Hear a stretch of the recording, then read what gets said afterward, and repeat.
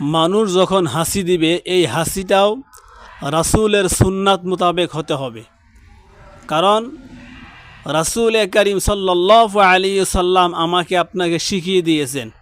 রাসূল করিম সাল্লাল্লাহু আলাইহি সাল্লাম যখন হাসি দিতেন তখন বলতেন আলহামদুলিল্লাহ। এর অর্থ হচ্ছে আমি আল্লাহ সুবহানাহু ওয়া তাআলার প্রশংসা আদায় করলাম।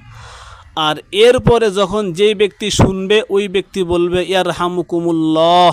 এর অর্থ হচ্ছে আল্লাহ তাআলা আপনার উপর দয়া করুক, রহম করুন।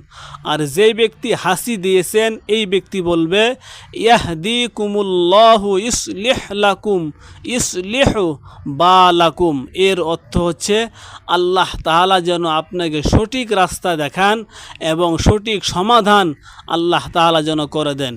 যদি আমি আপনি রাসূলের সুন্নাহকে ফলো করতে পারি, রাসূলের সুন্নাহকে ভালোবাসতে পারি, তাহলে ইহকাল পরকাল দুই জগতেই আল্লাহ তাআলা সফলতা দিয়ে দিবে। কারণ প্রত্যেকটা মুসলমানদের কর্তব্য হচ্ছে রাসূলের সুন্নাহকে ফলো করা।